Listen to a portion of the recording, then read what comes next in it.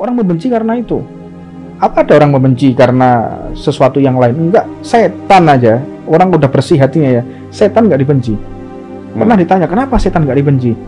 Karena kalau tanpa setan, kehidupan rotasi kehidupan ini nggak akan bisa jalan dengan baik. Betul. Subhanallah. Jadi mereka selalu berprasangka baik. Sama setan aja berprasangka baik. Orang kalau hatinya bersih. Tapi kalau orang sudah hatinya buruk, dia benci sana, benci sini. Makanya Wallahu wasi'un alim, dan Allah maha mengetahui, maha luas segala ilmunya dan lain sebagainya. Ini harusnya yang dipahamkan kepada umat muslim, bukan dirancaukan, bukan dibuat kacau pemikiran umat Islam supaya berhusnudzon kepada syaitan. Misalkan ini tipu daya dan muslihat syaitan kepada manusia. Ketika mengatakan kepada manusia, kafirlah, nggak apa-apa, karena Allah maha pengampun dan lain sebagainya. Sesatlah, nggak apa-apa, nggak sholat nggak apa-apa, Allah maha pengampun dan lain sebagainya. Misalkan kata-kata syaitan seperti itu. Tapi falamma kafara qala inni bari'um minka.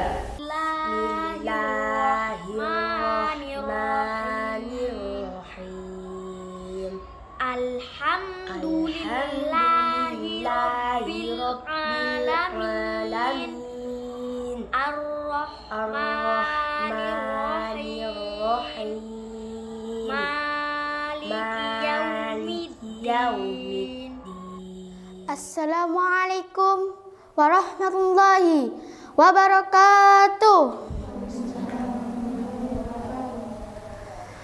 Alhamdulillahirabbil alamin wa bihi nasta'in ala umuri dunya waddin. Pondok Pesantren Syariah Al-Jalil, program tahfidz hadis Al-Quran, penanaman akidah yang kuat dalam rangka kaderisasi pemimpin muslim yang siap terjun di tengah masyarakat, membentengi akidah mereka, serta membela agama dan syariat, menjaga sunnah nabawiyah.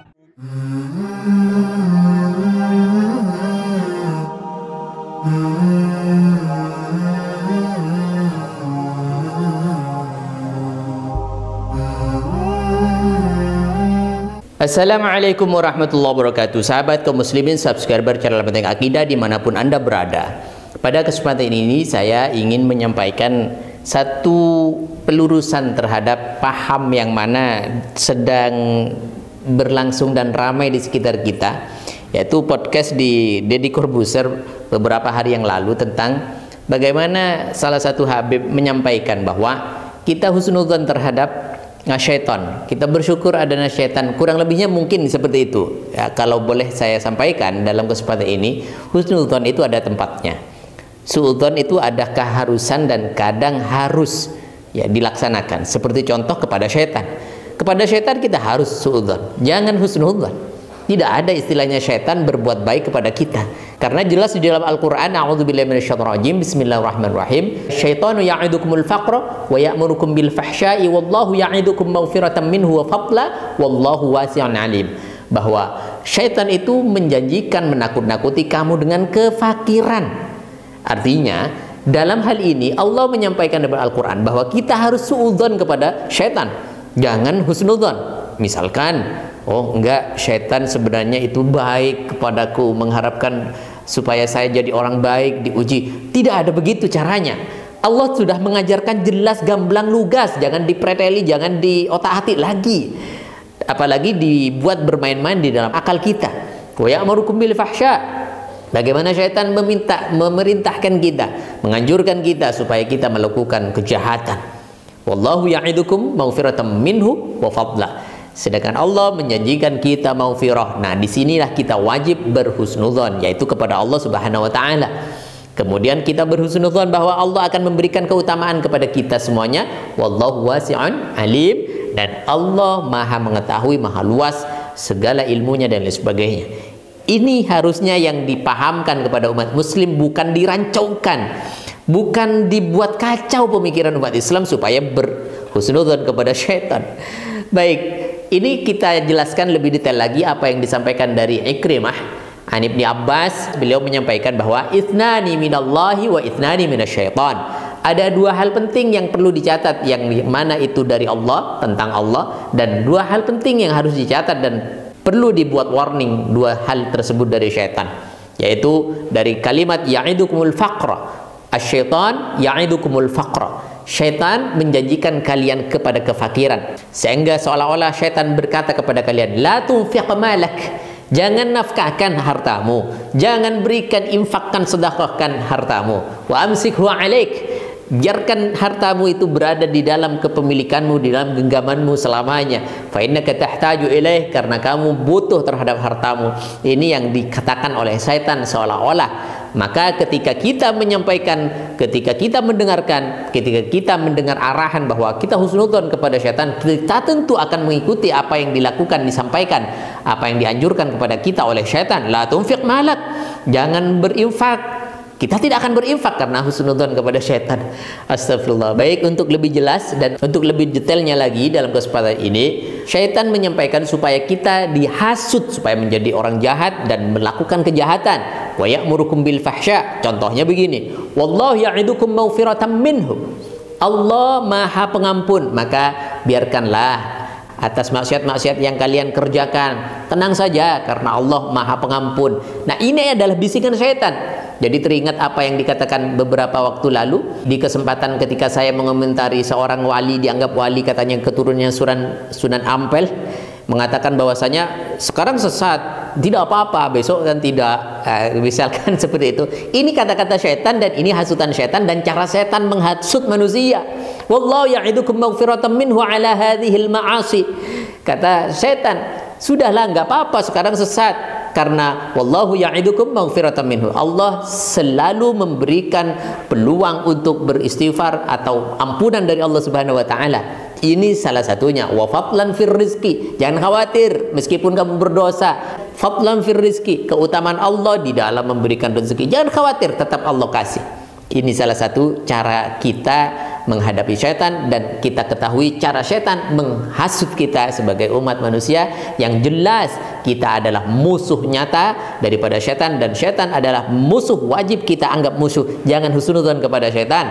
Di dalam Al-Quran, ya ayyuhan nasu kulu mimma fil ardi halalan thayyiban wa la tattabi'u khutuwatis syaitan innahu lakum aduwwum mubin. Wahai manusia, makan apa yang halal di dalam kehidupan kalian, dan jangan ikut jalan syaitan, jangan ikut rayuan syaitan. Innahu lakum aduwwum mubin, karena syaitan adalah musuh yang nyata bagi kalian.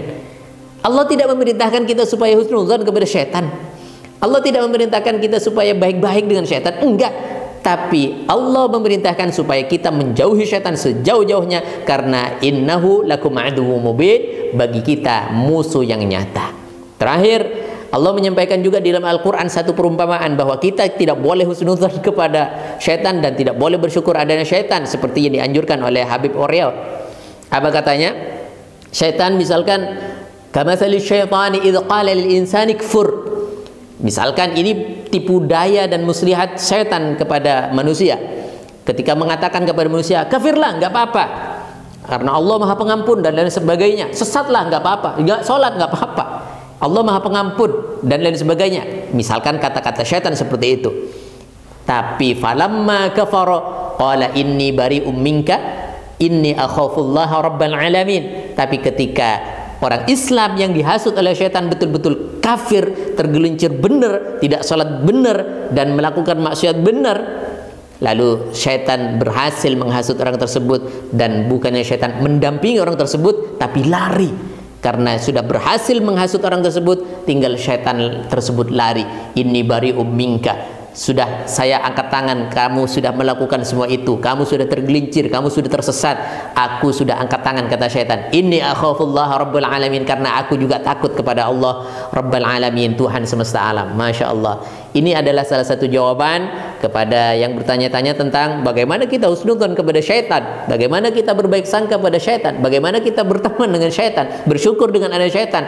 Jadi tidak nyambung dan tidak ada dasarnya. Semoga bermanfaat, semoga mencerahkan, dan semoga menjaga diri kita, keimanan kita dari godaan, rayuan, entah hasutan orang-orang liberal, orang-orang yang tidak bisa dipertanggungjawabkan keilmuannya. Wallahu subhanahu wa ta'ala a'lamu. Assalamualaikum warahmatullahi wabarakatuh.